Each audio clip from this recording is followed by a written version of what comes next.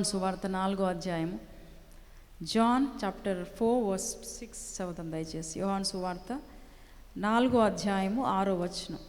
అక్కడ యాకోబు బావి ఉండెను. అక్కడ యాకోబు బావి ఉండెను గనుక యేసు ప్రయాణం వలన అలసి ఉన్న రీతిని ఆ బావి యొద్ద కూర్చుండెను.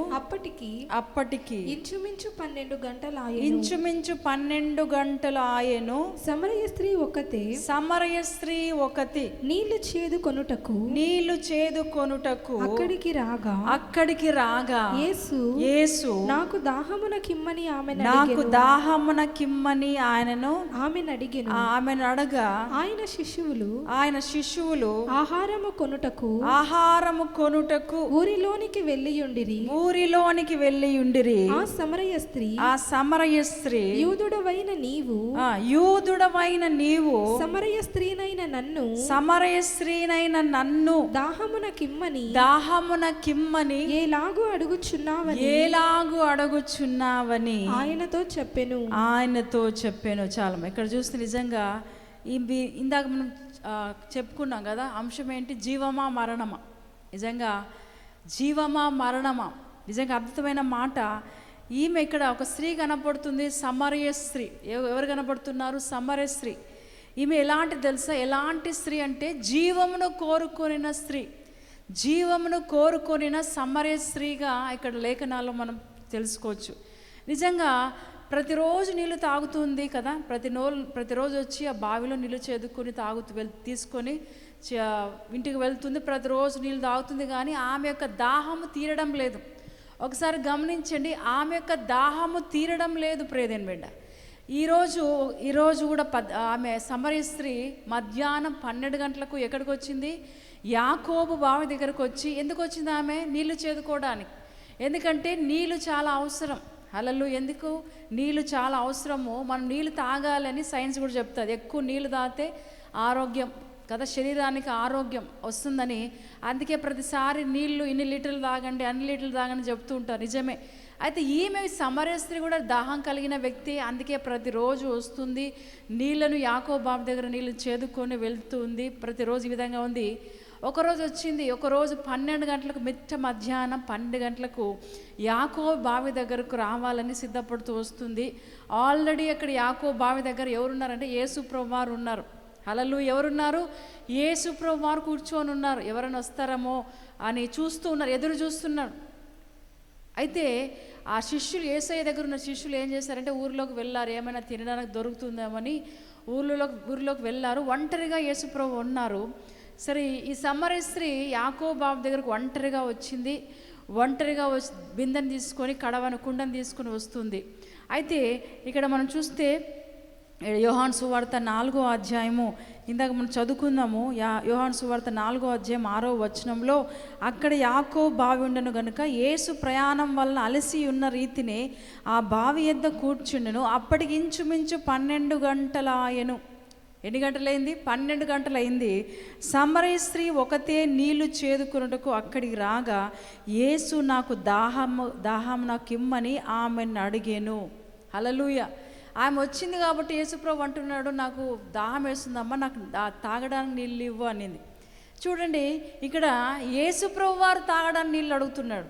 హల్లెలూయా. ఎంత అద్భుతమైన విషయం కదా. యేసుప్రభు వారు తాగడానికి నీళ్ళు అడుగుతున్నాడు. ఇక్కడ దేవుడు అంటున్నాడు, దేవుడి మాటలు లేఖనాలు ఏం చేసి, దప్పిగొన్న వారులారా నా యొద్దకు రండి అని అంటున్నాడు. ఏమంటున్నాడు? దప్పిగొన్న వారులారా నా యొద్దకు రండి. హల్లెలూయా. యేసు ప్రభువు అంటున్నాడు, దప్పిగొన్న వారులారా నా యొద్దకు రండి అంటున్నాడు. ఇక్కడ చూస్తే సమరయ స్త్రీతో అంటున్నాడు, నాకు దాహమున కిమ్మని ఆమెను అడుగా. ఎంత అద్భుతమైన విషయం ఒకసారి ఆలోచించండి. యేసు ప్రభు ఎలాంటి నీళ్ళని ఇస్తాడో తెలుసా? జీవజలాన్ని ఇచ్చే దేవుడు. ఆయన ఇచ్చే నీళ్ళు తాగితే ఇంకెన్నడూ దప్పికొనరు. ఆయన ఇచ్చే నీళ్ళు తాగితే ఇంకెన్నడూ దాహం వేయదు. అలాంటి నీళ్ళు మనకిచ్చే దేవుడు, అలాంటి జీవజలము మనకిచ్చే దేవుడు యేసు ప్రభు వారు ఇక్కడ సమరయ స్త్రీ అడుగుతున్నాడు, నాకు దాహమునకి నీళ్ళు ఇవ్వమని ఆమెను అడుగుతున్నాడు. ప్రియమైన బిడ్డ, ఒకసారి ఆలోచించండి. ప్రియ దేవుని బిడ్డ, ప్రియ సోదరి, ప్రభు మాట్లాడుతున్నాడు. ఎంత అద్భుతమైన మాట. ఇక్కడ యేసు ప్రభు వారు కూడా నరావతారిగా ఉన్నాడు, నరుడుగా ఉన్నాడు. ఎందుకంటే నరుల్లో నుండి నరుడుగా ఆయన వచ్చాడు. ఆయన దేవుడు కదా, ఆయనకి ఎట్లా నీళ్లు దాహం వేస్తే దప్పిగా ఉంటుంది అనుకుంటారేమో. ఆయన నరుడుగా ఈ లోకంలో వచ్చి 100% మానవుడు, 100% దేవుడు. ఆయన కూడా మనలాగే దాహం వేస్తుంది, ఆకలి వేస్తుంది, నొప్పి ఉంటుంది, అన్నీ ఉంటాయి.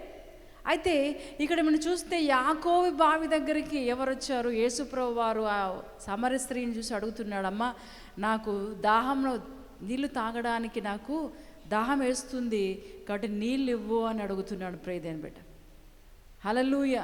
ఈరోజు ప్రియదేని బిడ్డ, దేవుడే మనకు నీళ్ళని ఇచ్చే దేవుడు, జీవ జలపు ఊటలతో మనకి ఇచ్చే దేవుడు. ఇక్కడ యేసుప్రభు వారు ఏం చేస్తున్నాడు? సమరయ స్త్రీతో అంటున్నాడు, నాకు దాహమున కిమ్మని అని అడుగుతున్నాడు. ప్రియదేని బిడ్డ, ఎంత అద్భుతమైన మాట. ఇక్కడ చూస్తే సమరయ స్త్రీలో ఏం తెలుసా? తృప్తి లేదు. హల్లెలూయా, ఏం లేదు, తృప్తి లేదు. అందుకే భయంకర పాపపు జీవితంతో ఆమె జీవిస్తుంది. ఆమె చూసిన తర్వాత చూడండి, యోహాను సువార్త 4వ అధ్యాయంలో చదవండి, కింద వచనాలు. 4వ అధ్యాయము. యేసు, నీవు వెళ్ళి నీ పెనిమిటిని పిలుచుకొని ఇక్కడికి రమ్మని ఆమెతో చెప్పెను. ఆ స్త్రీ నాకు పెనిమిటి లేడనగా యేసు ఆమెతో నాకు పెనిమిటి లేడని నీవు చెప్పిన మాట సరియే. నీకు 5 పెనిమిట్లుండిరి. ఇప్పుడు ఉన్నవాడు నీ పెనిమిటి కాడు. ఆమె గురించి అంతా కూడా చెప్పాడు. ఎవరు? యేసయ్య. హల్లెలూయా. ఆమె గురించి అంతా చెప్పినప్పుడు ఆమె ఏం చేసింది తెలుసా? ఆశ్చర్యపోయింది. నా గురించి ఇంతగా చెప్పాడని ఇంకా ఆమె అనుకుంది. ఇంకా ఆమె ఏం చేసింది? ఆ కుండను వదిలేసి ఊర్లోకి వెళ్ళిపోయింది. ప్రియదేని బిడ్డ, కుండను వదిలి ఇదంతా వాళ్ళ మధ్యలో సంభాషణ జరుగుతుంది. యేసుప్రభు వారు అలాగే ఆ సమరయ స్త్రీ మధ్యలో సంభాషణ జరుగుతుంది. మీరు యూదులు కదా, నేను సమరయన్లు. అయితే మీరు మమ్మల్ని అడుగుతున్నారు నీళ్ళు ఇవ్వమని, ఎట్లా సాధ్యమని ఎన్నో ప్రశ్నలు ఆమె వేసింది సమరయ స్త్రీ యేసయ్యతో. అంటున్నప్పుడు యేసుప్రభు వారు, నేను ఇచ్చే నీళ్ళు తాగితే ఇంకెన్నడూ మీరు దాహం వేయరు, దప్పికొనరు. నేను ఇచ్చే ఆ జీవ జల నదులు, జీవము జల నీళ్ళు నేను ఇస్తే మీరు ఎన్నడూ ఏం గారు దప్పికొనరు అని ఎప్పుడైతే అన్నాడో వెంటనే ఏం చేసేసి ఆమె కుండను అక్కడే వదిలేసి ఊర్లోకి ఏం చేసింది? పరిగెట్టుకుంటూ వెళ్ళిపోయి ఆ ఊర్లో ఉన్న ప్రజలందరికీ చెప్తుంది. నా గురించి చెప్పినవాడు ఉన్నాడు, నా గురించి చెప్పినవాడు ఒక ఆయన ఉన్నాడు, కాబట్టి అక్కడ వెళ్దాం అన్నట్టుగా అందరికీ చెప్తే అందరు ఆ ఊర్లో ఉన్న వాళ్ళందరూ ఏం చేశారంట? యేసుని చూడడానికి వచ్చారు ఆ ప్రాంతానికి, యాకోబు బావి దగ్గరికి. ఆ ప్రాంతంలో ఉన్న ప్రజలందరూ ఏం చేశారు? యేసయ్య దగ్గరకు వచ్చారు. ప్రియదేని బిడ్డ, ఎంత అద్భుతమైన విషయం. ఈమె జీవాన్ని కోరుకుంది, అనుకుంది ప్రతిరోజు నేను వచ్చి నీళ్లు చేదుకొని వెళ్ళాలి, ప్రతిరోజు వచ్చి నీళ్ళు చేదుకొని వెళ్ళాలి కదా. ఆయన ఇచ్చి నీళ్ళు తాగితే ఇంకెన్నడూ నాకు దాహం కాదు, ఇంకెన్నడూ దప్పిక వేయదు. ఇక్కడ ఏ విధంగా ఫిజికల్గా నేను చెప్పే మాటలు కాదు, ఇది స్పిరిచువల్గా ఆత్మీయ దాహం కలిగి ఉంది ఆమె. హల్లెలూయా. ఆత్మీయ దాహంతో అంటుంది. అందుకే ఎంత అద్భుతమైన విషయం అంటే కుండను పడేసింది అక్కడే. ఇంకా యేసయ్య ఇస్తున్నాడు జీవ జలాలు, నీళ్ళు ఇస్తున్నాడు. ఆ నీళ్లు తాగితే ఇంకెన్నడూ దప్పిక నాకు రాదు, అందుకే ఈ కుండ కూడా నాకు అవసరం లేదని ఆ కుండను అక్కడే పడేసి ఏం చేసిందంట? ఆమె ఊరిలోకి పరిగెట్టుకుంటూ వెళ్ళిపోయింది. ప్రియదేని బిడ్డ, ఈరోజు ప్రియ సంగమా, ప్రియ సోదరి, మనం ఎట్లు తెలుసు? ఆధ్యాత్మికమైన దాహంతో మనం ఉండాలి. ఆత్మీయ దాహం, వాక్యం అన్నా, ప్రార్థన అన్నా, దేవుని సన్నిధి అన్నా ఎట్లా తెలుసా? ఆధ్యాత్మికమైన దాహంతో మనం ఉండాలి. స్పిరిచువల్గా ట్రస్ట్ కలిగి ఉండాలి. ప్రియదేని బట్టి ఎప్పుడైతే లాంటి దాహంతో ఉంటామో నిజంగా దేవుడు మన దాహాన్ని తీర్చే దేవుడు. ఇంకా ఆ రోజు ఆమె కుండ అవసరం లేదు. ప్రియదేని బిడ్డ, ఆ కుండ నీళ్ళ కుండ అవసరం లేదు కనుక ఆ కుండను అక్కడే పడేసి పరిగెట్టుకుంటూ ఊర్లోకి వెళ్ళిపోయింది. దేవుడు ఆమె ఆ దాహాన్ని తీర్చాడు. ఈరోజు ప్రియ సంగమా, నీవు కూడా ఆ దాహం కలిగి ఉంటే దేవుడు నీ దాహాన్ని కూడా తీర్చబోతున్నాడు. ఆమె ఏం కోరుకుంది తెలుసా? జీవమును కోరుకున్న సమరయ స్త్రీగా ఉంది. జీవాన్ని కోరుకుంది.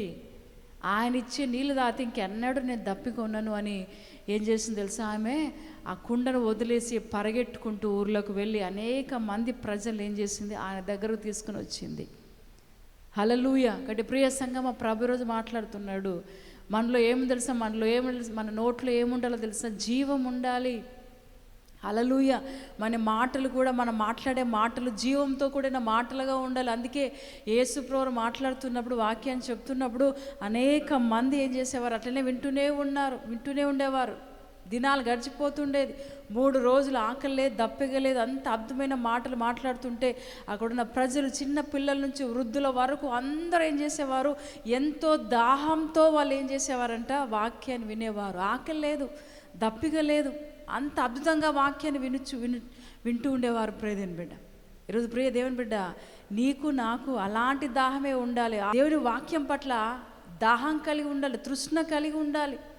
వాక్యం నేర్చుకోవాలనే దాహం కదా, దేవుని ప్రార్థన చేయాలనే దాహం, లేకపోతే వాక్యాన్ని బాగా హృదయంలో భద్రపరచుకోవాలనే దాహం మనము కలిగి ఉండాలి. ప్రియ దేవుని బిడ్డ, ఈరోజు ప్రియ దేవుని బిడ్డ, మన జీవితాల్లో గమనిస్తే అనేకమైన భయంకర పరిస్థితులు కూడా మనం వెళ్తూ ఉంటాం కదా. భయంకరమైన సమస్యలు, ఇబ్బందులు, ఇరుకులు, ఇవన్నీ సమస్యలు వస్తున్నప్పుడు, నిజంగా మనము భయంకరమైన సమస్యలు వస్తున్నప్పుడు వాటిని చూసి భయపడి ఏం చేస్తుంటాం? దేవుని విడిచి వెళ్తూ ఉంటాం. దేవుని పక్కన పెట్టేసి దేవుడు అని ఎందుకు అనాలి?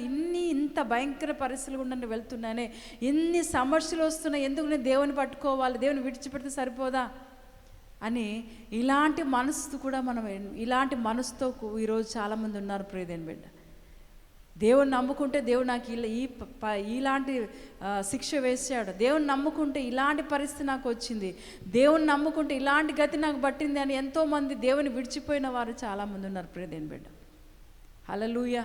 ఇక్కడ ప్రియ దేవుని బిడ్డ, ప్రభు రోజు మాట్లాడుతున్నాడు. మనము మన కుటుంబాల్లో, లేకపోతే మన పరిస్థితుల్లో ఎన్నో సమస్యలు ఉండొచ్చు, ఎన్నో ఇబ్బందులు ఉండొచ్చు, ఎన్నోసార్లు కన్నీరు కార్చే పరిస్థితి సంభవించవచ్చు. కానీ ప్రభు అంటున్నాడు, ఆ పరిస్థితిలో నుంచి దేవుడు విడిపించే గొప్ప దేవుని మనం కలిగి ఉన్నాం. ప్రియ దేవుని బిడ్డ, ఆ పరిస్థితి నుంచి విడుదల చేసే దేవుడు. అందుకే యేసు ప్రభు వారు 2024 సంవత్సరాల క్రితము ఏం చేశాడు? మన కొరకు ఏమయ్యాడు? ఈ లోకంలో జన్మించాడు. హల్లెలూయా, హల్లెలూయా. ధనవంతుడైనప్పుడు మన కొరకు ఏమయ్యాడు? దరిద్రుడుగా ఈ లోకానికి వచ్చాడు. హల్లెలూయా. ఆయన లోకానికి వచ్చి ఏం చేశాడు? మనకి నిత్య రాజ్యాన్ని ఇవ్వడానికి, శాశ్వత రాజ్యాన్ని ఇవ్వడానికి, ఆ నిత్య రాజ్యానికి వారసులుగా చేయడానికి దివి నుండి భూమికి ఆయన ఈ లోకంలోకి దిగి వచ్చాడు. ప్రియ దేవుని బిడ్డ, నిజంగా ప్రియ దేవుని బిడ్డ, ప్రభు మాట్లాడుతున్నాడు. సమస్యలు ఉన్నాయి, బాధలు ఉన్నాయి, ఇబ్బందులు. ఎట్లా సంతోషంగా ఉండగలం? క్రిస్మస్లో సంతోషంగా ఉండాలని చెప్తున్నారు. ఇన్ని బాధలు మాకున్నాయి, ఇన్ని సమస్యలు, ఎట్లా సంతోషంగా ఉండగలమని మీరు అడగచ్చు. ప్రియ దేవుని బిడ్డ, ఎట్లా సంతోషంగా, ఎట్లా సెలబ్రేట్ చేసుకోవచ్చు? హల్లెలూయా. యేసయ్య బర్త్, ఆ పుట్టినరోజు ఎట్లా ఏ విధంగా సెలబ్రేట్ చేసుకోవచ్చు? ఇన్ని బాధలు మాకున్నాయి, ఎట్లా ఆనందించాలి, ఎట్లా సంతోషించాలి అనొచ్చు. ప్రియ దేవుని బిడ్డ, నిజంగా అలాంటి పరిస్థితిలోనే దేవుని మీద ఆధారపడి ఆయన మహిమపరుస్తూ ఆయన స్తుతిస్తూ ఉంటే నీ జీవితంలో దేవుడు అలాంటి పరిస్థితి నుంచి విడుదల చేస్తాడు. నీ కన్నీరు ఉండదు, ఇంకా బాధలు ఉండవు, దుఃఖం ఉండదు, సమస్యలు ఉండవు, కాడులు ఉండవు, బంధకాలు ఉండవు, కరువు కాటకాలు ఉండవు. ఎలాంటి ఇబ్బందులు లేకుండా దేవుడు ఏం చేస్తాడు తెలుసా? నిన్ను గొప్ప చేస్తాడు. ప్రియ దేవుని బిడ్డ, చార్లీ చాప్లిన్ ఎంతమంది తెలుసు అండి? చార్లీ చాప్లిన్ అందరికీ బాగా తెలుసు. ఆయన ఎవరు? ఒక కమీడియన్ కదా, అందరినీ నవ్వించేవాడు. ఎలాంటి వ్యక్తులైనా ఈ చార్లీ చాప్లిన్ ఏం చేసేవాడు? నవ్వించేవాడంట. ఎంత సీరియస్గా ఉన్నా, ఎన్ని సమస్యలు ఉన్నా ఆయన చూస్తే అందరికి ఏమొస్తుంది? నవ్వు వస్తుంది, అంతే కదా. అలాంటి ఆ వ్యక్తి ఒకరోజు వర్షం పడుతుందంట. వర్షం పడుతుంటే అందరు నవ్వించేవాడు కదా, బాగా ఆయన చూస్తే చాలా నవ్వు వస్తుంది, అంతగా నవ్వించేవాడు. అయితే ఒకరోజు చార్లీ చాప్లిన్ ఏం చేస్తున్నాడంటే, ఒకరోజు వర్షం పడుతుంది. వర్షం పడుతుంటే ఆ వర్షంలో అట్లా నిలబడుకుంటూ ఉన్నాడు. అయితే అక్కడికి ఒక వ్యక్తి వచ్చి అడుగుతున్నాడు, అయ్యా మీరు ఏంటి వర్షంలో ఏడుస్తున్నారు ఎందుకు? జాగ్రత్తగా వినండి, వర్షంలో మీరు ఎందుకు ఏడుస్తున్నారు? యాక్చువల్గా చార్లీ చాప్లిన్ ఎవరంటే అందరిని నవ్వించేవాడు, ఏమన్నాడు? ఏడ్చాడు కదా. అందరికీ ఏం చేసేవాడు? ఆనందాన్ని, సంతోషం, నవ్వుని తెచ్చే చార్లీ చాప్లిన్ ఇక్కడ ఆయన కళ్ళలోంచి కన్నీరు గారుతుంది. ఆ వ్యక్తి చూసి, అయ్యా మీరు ఎందుకు వర్షంలో ఏడుస్తున్నారు, కన్నీళ్ళు వస్తున్నాయి, ఎందుకు ఏడుస్తున్నారంటే ఆయన అన్నాడు, నేను ఎవరిని? అందరినీ నవ్వించేవాడిని. ఇప్పుడు నేను బయటికి వెళ్ళి నేను ఏడుస్తే నా కన్నీళ్ళ కళ్ళ నుంచి కన్నీరు గారితే అందరూ చూసి ఈయన ఏమి కమీడియన్, ఈయన ఏ విధంగా అందరు నవ్వించు, ఈయన ఏడుస్తున్నాడు అని అంటారు కదా. అందుకే ఎవరు చూడొద్దని నేను వర్షంలో ఏడుస్తున్నాను, వర్షంలో నా కన్నీళ్ళు. ఎందుకంటే నేను కూడా ఒక మనిషినే, నాకు కూడా భయంకరమైన పరిస్థితులు, భయంకరమైన సమస్యలు, ఇబ్బందులు ఉన్నాయి. నేను అందరినీ నవ్వించే వ్యక్తినే, కానీ నా వెనక చూస్తే అనేకమైన ఇబ్బందులు, బాధలు నా వెనక ఉన్నాయి. కాబట్టి నేను బయట ఏడిస్తే అందరూ ఏం చేస్తారు, ఈయనే ఇంతగా ఏడుస్తున్నాడు, ఇంత బాధ ఎట్లా నవ్విస్తాడు అని అనుకుంటారు. కాబట్టి నేను వర్షంలో నిలబడి నేను ఏడుస్తున్నాను. ఎంత నిజంగా ఒక అద్భుతమైన కమీడియన్, అందరినీ ఏం చేశాడు, నవ్వించే వ్యక్తి వెనక ఎంత బాధ ఉందో ఒకసారి ఆలోచించండి. ప్రియదేని బిడ్డ బయటికి మాత్రం నవ్వుతూ ఉండేవాడు, కానీ లోపల మాత్రం ఎంతో భయంకరమైన వేదన, కన్నీరు. ఈరోజు ప్రియదేని బిడ్డ మన దగ్గరికి వెళ్ళి అడిగితే, ప్రతి ఒక్కరి దగ్గరికి అడిగితే ఎన్నో బాధలు చెప్తాం, ఎన్నో సమస్యలు, నాకు అది లేదు, ఇది లేదు, నాకు ఈ బాధ ఉంది, ఈ రోగం ఉంది, లేకపోతే ఇది ఉంది, ఈ పరిస్థితి ఉండని వెళ్తున్నాను అని మనం ఎవరి దగ్గరికి వెళ్ళినామని చెప్తాం. కాబట్టి అందరిలో ఏదో ఒక బాధలు ఉన్నాయి, అందరూ సంతోషంగా ఉంటారు, అందరికీ ఏదో ఒక బాధలు, ఇబ్బందులు వస్తూనే ఉన్నాయి. కాబట్టి అలాంటి బాధలు వచ్చినప్పుడు ఈ చార్లీ అంటే మనుషులను చూసి ఏడుస్తున్నప్పుడు చూడడం ఆయనకు ఇష్టం లేదు. నేను అనేకులు మనుషులు నవ్వించే వ్యక్తిని, నేను ఏడుస్తుంటే మనుషులు అది చూడకూడదు. కాబట్టి ఆయన ఏం చేశాడు తెలుసా, వర్షంలోకి వెళ్ళి ఎవ్వరు చూడకుండా కన్నీళ్ళు గార్చేవాడు. ప్రియదేని బిడ్డ ఆయన వెనక ఎంత బాధ, విచారం ఉందో ఒకసారి ఆలోచించండి. అలలు అందరు నవ్వించే వ్యక్తి జీవితంలో కూడా ఎన్నో బాధలు ఉన్నాయి. ఈరోజు పైకి మనుషులుగా మనం నవ్వుతూ ఉంటాం కొన్నిసార్లు, కానీ లోపల మనం పలకరిస్తే ఎన్నో భయంకరమైన బాధలు కదా, ఎన్నో ఇబ్బందులు చెప్తూనే ఉంటారు. నిజంగా అలాంటి పరిస్థితిలో ప్రభు అంటున్నాడు, ఎందుకు ఈరోజు నువ్వు సంతోషంగా ఉండాలి తెలుసా, యేసు ప్రభు ఈ లోకానికి వచ్చాడు, లోకరక్షకుడుగా వచ్చాడు నీ సమస్యలన్నీ తీసివేయడానికి, నీ బాధలని కన్నీరంతని తుడిచివేయడానికి, నీ కళ్ళలోంచి కన్నీరు రాకుండా ఉండడానికి యేసు ప్రభు వారు ఈ లోకంలో పుట్టాడు. ప్రియదేని లోక రక్షకుడుగా పుట్టాడు. హల్లెలూయా. ఇక్కడ అందరికీ బాధలు అనేది సహజమే, అందరికీ ఇబ్బందులు, సమస్యలు సహజమే. కానీ ఆ పరిస్థితిలో ఎప్పుడైతే నువ్వు సంతోషంతో దేవుని వైపు తిరిగి ఆనందంతో దేవుని కొరకు ఉంటావో, నిజంగా దేవుడు అందుకే నీ కొరకు ఆయన ఈ లోకంలో పుట్టాడు. ప్రియదేని అందుకే ఆయన ఈ లోకంలో జన్మించాడు. కాబట్టి మనం విచారపడడానికి వీలు లేదు, బాధపడడానికి వీలు లేదు. సంతోషంతో అన్నిటినీ మనం ఏం చేయాలి సంతోషంతో ఆ శ్రమలను మనం భరిస్తూ ఉండాలి. ప్రియదేని బిడ్డ శ్రమలు వస్తున్నాయని బాధపడడం కాదు, నాకే శ్రమలు వస్తాయని మనము సనగడం గొనగడం కాదు, కానీ ఆ శ్రమల్లో బాధల్లో కూడా సంతోషంతో మనం దేవుని వైపు చూస్తే లోక రక్షకుడు వస్తున్నాడు, లోక రక్షకుడు జన్మించాడు. కాబట్టి నేను దిగులు పడిన అవసరం లేదు, నా బాధలన్నీ కూడా ఆయన తీసివేశాడు, నాకున్న సమస్యలు ఆయనే భరించాడు, ఆయన తీసివేశాడని ఎప్పుడైతే విశ్వాసంతో నువ్వు దేవుని వైపు చూస్తావో, నిజంగా దేవుడు ఏం చేస్తాడు తెలుసా, నీకు ఎలాంటి బాధలు ఉండకుండా దేవుడు చేస్తాడు. ఇక్కడ సమరయ స్త్రీ ఆమె సంతోషంగా ఉందా? సమరయ స్త్రీ సంతోషంగా ఉందా? లేదు. లోపల ఒక బాధ, లోపల ఒక దాహం కలిగి ఉంది. నేను ఈ పరిస్థితి నుంచి ఏ విధంగా గట్టెక్కాలి, ఈ భయంకరమైన పరిస్థితి నుంచి ఏ విధంగా బయటికి రావాలనే ఒక బాధతో, ఇబ్బందితో ఆమె ఉంది. కానీ ఎప్పుడైతే యేసు ప్రభువు వారిని కలుసుకుందో, ఎప్పుడైతే యేసు ప్రభువు వారితో మాట్లాడిందో, ఆమె జీవితం అంతా మారిపోయింది. నిజంగా కుండను పడేసింది. ప్రియదేని కుండను పడేసి ఏం చేసింది, ఊర్లోకి వెళ్ళి అనేక మంది తీసుకొచ్చి ఏం చేసింది, యేసయ్యను వెంబడించినట్లుగా మనం లేఖనాల్లో చూస్తాం. ఎప్పటి వరకు వెంబడించింది తెలుసా, ఇది అయిపోయిన తర్వాత ఆమె యేసుప్రభు ఆమె రక్షణ పొందిన తర్వాత ఆమె ఇంకా ఆ పని మునుపటి పని చేయలేదు, మునుపటి జీవితాన్ని జీవించలేదు. కానీ ఆ రోజు నుంచి యేసుప్రభు వారిని వెంబడించింది ఆమె. హల్లెలూయా. ఎప్పటి వరకు తెలుసా, ఆయన సిలువలో ఆ 3 మేకల మధ్య బలవుతున్నప్పుడు అక్కడ ఆ స్త్రీలు, కొంతమంది స్త్రీలు ఉన్నారు, ఆ స్త్రీలలో ఈమె కూడా ఒకటి. ఎంత అద్భుతమైన మనసు కలిగి ఉంది ప్రియదేని బిడ్డ. ఈ సమరయ స్త్రీ నుంచి మనం ఏం నేర్చుకోవాలంటే, నిజంగా ఎప్పుడైతే రక్షణ పొందిందో, ఆమె ఎప్పుడైతే మారు మనసు పొందిందో, తన తప్పును తెలుసుకుందో, పశ్చాత్తాపపడిందో, ఆమె మౌనంగా లేదు. ఆ రోజు నుంచి ఏం చేసింది, ఆమె జీవితం పూర్తిగా మారిపోయింది. యేసు ప్రభువుని వెంబడించింది. నేను ఇట్లా జీవించడానికి వీల్లేదు, ఈ భయంకరమైన పాపంతో నేను ఉండడానికి వీల్లేదు, నా బ్రతుకు మార్చుకోవాలి, నా ప్రవర్తన మార్చుకోవాలి, నేను జీవిస్తున్న జీవితం మారాలి అని ఏం చేసింది తెలుసా, చివరి వరకు యేసు ప్రభువారు ఉన్నంత వరకు యేసయ్యనే వెంబడించి యేసయ్యతోనే ఉంది ప్రియదేని బిడ్డ. ఈమె అందుకే ఈమె జీవమును కోరుకొనిన సమరయ స్త్రీగా ఉంది. ఈరోజు ప్రభు ఈరోజు నీతో అడుగుతున్నాడు, నువ్వు ఎలాంటి దేన్ని కోరుకుంటున్నావు? జీవాన్ని కోరుకుంటున్నావా, మరణాన్ని కోరుకుంటున్నావా? జీవాన్ని కోరుకునే వారైతే మనం చేస్తున్న పనులు, పాపము, ఇబ్బందులు, లేకపోతే మనము జీవిస్తున్న జీవిత విధానం అన్నీ కూడా పక్కన పెట్టాలి. మన లోక సంబంధమైన పనులు చేస్తున్న పనులన్నీ పక్కన పెట్టి పర సంబంధమైన దేవుని కొరకు నిలబడి దేవుని కొరకు జీవించే బిడలుగా మనం ఉండాలి. అది జీవంతో కూడిన జీవితం ప్రియదేని బిడ్డ. అది సమరయ స్త్రీ చేసింది. ఆమె జీవితంలో సంతోషం లేదు, ఆనందం లేదు. కానీ పైకి ఎట్లుంది, బాగానే ఉన్నట్టుగా అనిపిస్తుంది, కానీ లోపలంతా బాధ, ఒక తృష్ణ, దాహంతో ఆమె ఉంది. ఎప్పుడైతే యేసు ప్రభు వారితో మాట్లాడిందో ఆమె జీవితం పూర్తిగా మారిపోయింది. గట్టిగా చప్పట్లు కొడుతూ ప్రభుని గణపరదాం.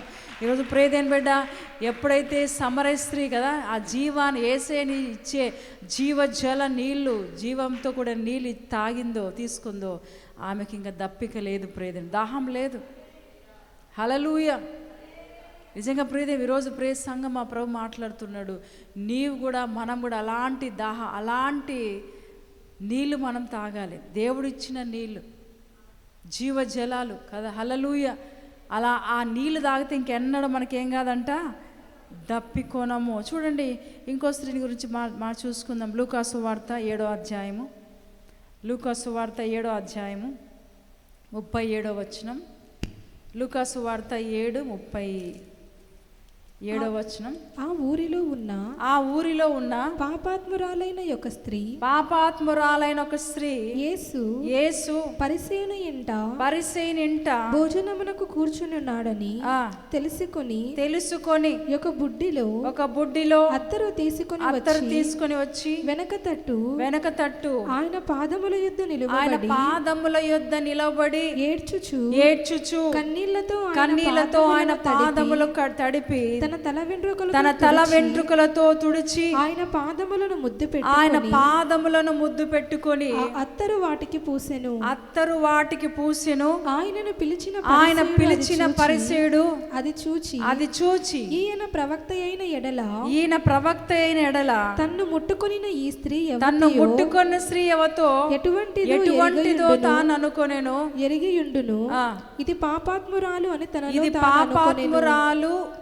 అని తనలో తాను అనుకొనెను. అందుకు యేసు సీమోను నీతో ఒక మాట చెప్పవలసి ఉన్నానని అతనితో అనగా అతడు బోధకుడా చెప్పుమనెను. అప్పుడు యేసు అప్పు ఇచ్చు ఒకనికి ఇద్దరు రుణస్థులుండి. చాలు. ఇక్కడ చూస్తే రెండవదిగా ఇక్కడ కూడా పాపాత్మురాలైన స్త్రీ కనబడుతుంది. ఈమె కూడా జీవాన్ని కోరుకుంది. ఈరోజు ప్రియ సంగమా ప్రభు మాట్లాడు, ప్రియ సోదరి, ఈ స్త్రీ కూడా పాపాత్మురాలైన స్త్రీ జీవాన్ని కోరుకుంది. వీరందరూ తప్పు చేస్తున్నారు, పాపం చేస్తున్నారు. వారికి తెలుసు మేము చేస్తున్న తప్పు, మేము చేస్తుంది పాపం, మేము జీవిస్తున్న జీవితం మంచిగా లేదని వారు తెలుసుకొని దేవుని వారు వెంబడించారు. ప్రియదరు, ఇక్కడ యేసుప్రభు వారు ఎక్కడికి వచ్చారంటే సీమోను ఇంటికి వచ్చారు. ఎవరింటికి వచ్చారు? సీమోను ఇంటికి వచ్చాడు. అయితే వచ్చి వారు భోజనానికి పిలువబడిన వారై ఆ యేసుప్రభు వారు యేసయ్య వెంట చాలామంది ఉన్నారు కదా. ఇక్కడ మనం చూస్తే 36వ వచనం చూడండి. 36వ వచనంలో పరిసయ్యులలో ఒకడు తనతో కూడా భోజనము చేయవలనని ఆయన అడిగెను. ఆయన ఆ పరిసయ్యుడింటికి వెళ్ళి భోజన పంక్తిని కూర్చుండగా చాలు. ఎక్కడికి వచ్చాడంట? పరిసయ్యుడింటికి వచ్చాడు యేసుప్రభు వారు. అయితే ఆయనతో పాటు యేసుప్రభు వారితో పాటు శిష్యులు కూడా ఉన్నారు. వారందరూ కూర్చున్నారు. అయితే ఒక స్త్రీ ఏం చేసింది? పాపాత్మురాలైన ఒక స్త్రీ యేసు పరిసయ్యుని ఇంట భోజనం కూర్చున్నాడని తెలుసుకొని ఆ ఇంట్లో ఏం చేసిందంట, ఆ ఇంటికి ఆ బుడ్డిలో అత్తరును ఏం చేసింది? అత్తను తీసుకుని వచ్చి వెనక తట్టు ఆయన పాదముల యొద్ద నిలబడి ఏడ్చుచు కన్నీటితో ఆయన పాదములను తడిపి తన తల వెంట్రుకలతో తుడిచి ఆయన పాదముల ముద్దు పెట్టుకొని అత్తరు వాటికి పూసెను. హల్లెలూయా. నిజంగా ఈ పాపాత్మురాలైన స్త్రీ ఆమె అనుకుంది మనసులో, నేను యేసయ్య దగ్గరికి వెళ్తే నా పాపాలు క్షమించబడతాయి, నేను చేసిన తప్పులన్నీ క్షమిస్తాడు దేవుడు, ఎందుకంటే నేను మంచి వ్యక్తిని కాదు, పాపంతో కూడిన జీవితాన్ని జీవిస్తున్నాను, కానీ యేసు ప్రభువే నాకు మార్గాన్ని చూపించేవాడు, ఆయనే మార్గము, అందుకే ఆయన అన్నాడు, నేనే మార్గమును సత్యమును నేను జీవమునే ఉన్నాను, నా ద్వారానే తప్ప ఎవడును తండ్రి యొద్దకు రాలేడు, ప్రవేశించలేడు. ఆమె తెలుసు, అందుకే యేసు ప్రభువు వారి దగ్గరకు వెళ్ళింది, ఎవరి దగ్గరకు వెళ్ళలేదు. కానీ యేసే లోక రక్షకుడు, నిజ దేవుడు, పాపాన్ని క్షమించే ఏకైక దేవుడు అని తెలుసుకుంది ఆమె. అందుకే ఎవరు ఉన్నా లేకపోయినా, ఎవరు చూస్తున్నారన్న ఆలోచన లేకుండా ఏం తెలుసా ఆమె ఏం చేసింది తెలుసు, యేసయ్య పాదాల దగ్గర కూర్చుంది. అంతే, కూర్చుని ఏడుస్తుంది, కన్నీళ్లతో పాదాలను కడుగుతుంది, తల వెంట్రుకలతో ఏం చేస్తుంది, పాదాలను తుడుస్తూ ముద్దు పెట్టుకుంటుంది. ఆమె తెచ్చిన విలువైన అత్తని ఏం చేసిందంట, ఆయన పాదాల మీద పోసింది. హల్లెలూయా, ఎంత అద్భుతమైన విషయం. ఈమె కూడా జీవాన్ని కోరుకుంది. హల్లెలూయా, యేసుప్రభు దగ్గర నుంచి జీవాన్ని కోరుకుంది. ఈమె భయంకర మరణకరమైన పరిస్థితిలో పాపాత్మురాలుగా ఉన్న ఆమె మనసులో ఒక తలంపు వచ్చింది, నేను యేసయ్య దగ్గరకు వెళ్తే నాకు ఆయన జీవాన్ని ఇస్తాడు, మార్గాన్ని చూపుతాడు, నిత్య రాజ్యాన్ని ఇస్తాడని తెలుసుకొని పరిగెట్టుకుంటూ వెళ్ళి యేసయ్య పాదాల దగ్గర పడింది. ప్రియదేని బిడ్డ, ఈరోజు ప్రియదేని బిడ్డ, ప్రభు అంటున్నాడు, ఈరోజు మనము కూడా అలాంటి జీవితాన్ని జీవించాలి. జీవాన్ని ఇచ్చే దేవుడు ఆయన, నేనే మార్గము సత్యము నేనే జీవమును, ఆయన జీవాన్ని ఇచ్చే దేవుడు. హల్లెలూయా, ఆయన తప్ప ఎవ్వరు కూడా ఈ లోకం ఎవ్వరు కూడా ఇవ్వలేరు. ఆయనే జీవాన్ని ఇచ్చే గొప్ప దేవుడు. పాపాత్మురాలు ఏం చేసింది తెలుసా, ఆయన కాలం మీద పడి ఏం చేసి ఏడుస్తూనే ఉంది. ఆ చుట్టూన్న వారందరూ శిష్యులు అక్కడ నందవారు సనుగుతున్నారు, గొనుగుతున్నారు. ఈమె తెలుసా, ఈమె గురించి ఈయనకు తెలుసా? చూడండి వారు ఎట్లా మాట్లాడుకుంటున్నారు. ఈమె గురించి ఈయనకు తెలీదా? ఎందుకు ఈ విధంగా చేయించుకుంటున్నాడు, కాళ్ళను ముట్టనిస్తున్నాడు, ఆమె అన్ని చేస్తుంటే ఆయన ఊరినే చూస్తున్నాడని గొనుగుతున్నారు, సనుగుతున్నారు. ఇక్కడ చూడండి, ఇందాక మనం చదువుకున్నాం 7వ అధ్యాయము కింద వచనాలు. ఆయనను పిలిచిన పరిసయ్యుడు అది చూచి ఈయన ప్రవక్త అయిన ఎడల తన్ను ముట్టుకొనిన ఈ స్త్రీ ఎవతో ఎటువంటిదో ఎరిగియుండును ఇది పాపాత్మురాలని తనలో తాను అనుకొనెను. అందుకు యేసు సీమోను నీతో ఒక మాట చెప్పవలనని ఉన్నానని అతనితో అనగా. హల్లెలూయా, ఒక ఇలిస్ట్రేషన్, ఒక ఉదాహరణ చెప్పాడు. కింద మీరు ఇంటికి వెళ్ళి చదవండి, ఉదాహరణ చెప్పాడు. నిజంగా ప్రభు ఈరోజు ఏ విధంగా ఉన్నాడంటే, ప్రభు మళ్ళీ నిజంగా ఎంతటి పాపనైనా క్షమించే దేవుడు. ఈమె పాపంతో ఉంది, యేసయ్య దగ్గరికి వెళ్తే నా పాపాన్ని క్షమిస్తాడు, నా పాపాన్ని అంతని ఆ రక్తంతో కడుగుతాడని తెలుసుకొని ఆమె యేసయ్య దగ్గరికి వచ్చి ఏం చేస్తుంది, తన పాపాన్ని అంతని శుద్ధి చేసుకుంది. ప్రియదేని బిడ్డ, హల్లెలూయా, తను చేసిన పాపాలంతటినీ ఆ రక్తంతో కడుక్కుంది. హల్లెలూయా, ఆమె జీవాన్ని కోరుకుంది. ఈరోజు ఒకవేళ తెలుసో తెలియకో నువ్వేదైనా తప్పు చేసింటే, లేకపోతే దేవునికి అయిష్టమైన కార్యాలు చేసింటే, దేవునికి విరోధంగానూ చేసింటే వేం చేయాలి సార్, దేవుని సన్నిధిలో నీ తప్పులన్నీ ఆ రక్తంతో కడుక్కోవాలి. ఆ రక్తంతో నువ్వు అన్నీ కూడా శుద్ధి చేసుకోవాలి. హల్లెలూయా, ఆ రక్తంతో నువ్వు కడుక్కొని శుద్ధి కావాలని ప్రభు రోజు మాట్లాడుతున్నాడు. ప్రియదేని బిడ్డ, ఈమె జీవాన్ని కోరుకున్న పాపాత్మురాలైన స్త్రీ. హల్లెలూయా, జీవాన్ని కోరుకుంది, ఏడుస్తూనే ఉంది. ఎంత అద్భుతమైన విషయం తెలుసా, ఏడుస్తూనే ఉంది. మనం ఏం చేసి కాళ్ళు కడుక్కోవడానికి నీళ్ళు ఇస్తాం, కానీ ఏమేం చేసింది, తన కన్నీళ్లతో ఆయన పాదాలను కడుగుతుంది. ప్రియదేని బిడ్డ, అందుకే సీమోనుతో అంటున్నాడు యేసయ్య, సీమోను ఇంటికి వచ్చినప్పుడు నాకు కాళ్ళు కడుక్కోవడానికి నీళ్ళు ఇచ్చావా? చూడండి, హల్లెలూయా, నాకు కాళ్ళు కడుక్కోవడానికి నీళ్ళు ఇచ్చావా, అది ఇచ్చావా అని అడుగుతున్నాడు. ఈమె ఏం చేస్తుంది, నన్ను అభిషేకిస్తుంది. ఆకాశమందు నీవు తప్ప నాకెవరున్నారయ్యా, ఈ లోకములో నీవుగాక వేరే